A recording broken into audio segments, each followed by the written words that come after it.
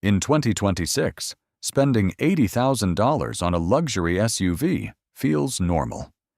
You get the panoramic roof, the 22-inch wheels, the massive digital display, soft close doors, maybe even massaging seats. It feels like success. But here's the uncomfortable truth. That $80,000 SUV might quietly lose $30,000 to $40,000 in just 3 years. And most buyers don't even realize it until it's too late. Today, we're breaking down exactly why luxury SUVs collapse in value, who's responsible, and how you can avoid making an $80,000 mistake. The depreciation shock. Let's start with real numbers. According to resale data from U.S. market reports between 2023 and 2025, many luxury SUVs lose 45% to 55% of their value in the first 3 years. Some models lose over 60% within 5 years. Here are typical examples in the $75,000 to $85,000 range. A luxury German SUV purchased at $82,000 average resale value after 3 years, around $45,000 to $48,000. That's roughly $34,000 gone. Another premium mid-size SUV priced at $78,000. 3-year resale, about $42,000. That's $36,000 in depreciation. To put that into perspective, you're losing nearly $1,000 per month before fuel, insurance, maintenance, or financing. Depreciation alone is the biggest hidden cost of ownership, and luxury SUVs are among the worst offenders. But why? Reason number 1. Oversupply in the luxury SUV market. The first reason is simple. Too many options. Luxury brands have aggressively expanded SUV lineups over the last decade. Almost every premium manufacturer now offers compact SUV, midsize SUV, coupe SUV, large SUV performance version, hybrid version, plug-in version. The result? The used market gets flooded 3 years later. When lease cycles end, thousands of similar vehicles return to dealerships at the same time. Basic economics kicks in. More supply, stable demand, lower prices. This isn't a reliability issue. It's a volume issue. Luxury brands chase short-term sales volume, and resale values suffer later. Reason number 2. Lease culture destroys. Resale luxury SUVs are heavily leased. In many U.S. markets, more than 50% of luxury vehicles are leased rather than purchased outright. Leases typically run 24 to 36 months. So what happens at the end? They all come back at once. Dealerships then compete to sell similar 3-year-old luxury SUVs with comparable mileage. That pushes resale values down even further. Ironically, the very leasing strategy used to make these vehicles affordable monthly is the same strategy that crushes their long-term value. Reason number 3. Rapid technology obsolescence. Luxury SUVs are technology-heavy. Huge infotainment screens, advanced driver assistance systems, digital clusters, air suspension, complex hybrid systems. Technology evolves fast. A 3-year-old luxury SUV might feel outdated compared to a brand-new redesign, even if it drives perfectly fine. Buyers shopping used at $45,000 compare it to newer redesigned competitors. Electric SUVs entering the market. Updated interiors with larger displays, and suddenly that once cutting-edge SUV feels old. Luxury buyers are highly sensitive to latest model appeal. Technology ages faster than engines. Reason number 4. High maintenance anxiety. Luxury SUVs are expensive to maintain. Even if reliability isn't terrible, perception matters. After warranty expiration, typically around 4 years or 50,000 miles, ownership risk increases. Air suspension repair, $2,000 to $4,000. Advanced driver sensors, $1,000 plus per component. Complex turbocharged engines, higher labor costs. Used buyers know this, and they price that risk into the offer. So resale drops further. This is not always about actual failure rates. It's about perceived long-term cost risk. Reason number 5.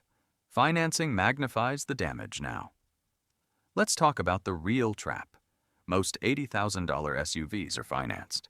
Let's assume purchase price $80,000, down payment $8,000, loan $72,000, interest rate 6.5%, term 72 months, monthly payment around $1,250 to $1,350. After 3 years, you may still owe roughly $45,000 to $50,000. If the vehicle's market value is $46,000, you're barely breaking even. In some cases, you're underwater. That's negative equity. This is where depreciation becomes dangerous because it traps you financially.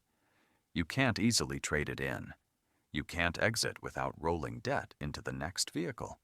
And this is how buyers stay stuck in expensive payment cycles. Is it a reliability problem? Not necessarily. Some luxury SUVs are reasonably reliable, but reliability alone doesn't protect resale. Resale is influenced by brand perception, long-term ownership cost expectations, market saturation, lease return volume, technology life cycle. A vehicle can be mechanically solid and still lose value quickly. So no, this isn't simply about reliability. It's structural. Is brand reputation responsible?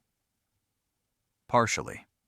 Luxury SUVs from brands known for long-term durability typically lose less, often closer to 35 to 40% over 3 years instead of 50% plus.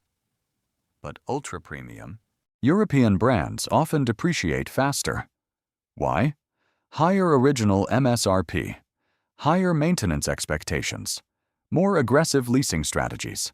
Brand image drives initial demand, but long-term cost perception drives resale. The 5-year reality. Let's extend the timeline. After 5 years, many $80,000 luxury SUVs sell between $30,000 and $38,000. That's 50 to 60% depreciation. In dollar terms, $40,000 to $45,000 gone. For comparison, some mainstream SUVs in the $40,000 range may only lose $15,000 to $18,000 in the same period. The percentage might be similar, but the absolute dollar loss is dramatically higher in luxury segments, and that's what hurts. Who benefits from this? Dealerships, leasing companies, manufacturers. Luxury SUVs are designed for strong first-owner revenue, high MSRP, premium options, profitable financing, leasing incentives. The system prioritizes initial transaction profit, not long-term value stability. Depreciation is rarely discussed in showrooms. Monthly payment is. How to avoid the $80,000 mistake. This doesn't mean you should never buy a luxury SUV. It means you should buy strategically. Here's how. 1. Buy 2 to 3 years old. Let the first owner absorb the steepest depreciation. You may save $25,000 to $35,000 instantly. 2. Avoid first-year redesigns. New generations often experience sharper early drops. 3. Check 3-year historical depreciation. Look at resale data trends before buying. 4. Consider ownership duration. If you plan to keep it 8 to 10 years, depreciation impact spreads out. Short-term ownership magnifies losses. 5. Don't focus only on monthly payment. Calculate total cost over 3 to 5 years. Depreciation plus interest plus insurance plus maintenance. That's the real number. Final thought. Luxury SUVs don't collapse because they're bad vehicles. They collapse because the market is saturated. Leasing floods supply. Technology ages quickly. Maintenance anxiety reduces demand. And financing hides the true cost. The $80,000 mistake isn't buying luxury. It's buying without understanding depreciation. Before signing your next SUV contract, ask one question. How much will this cost me to own? Not per month, but in total value lost. Because in the world of luxury SUVs, the real price isn't the sticker. It's the silent drop in value.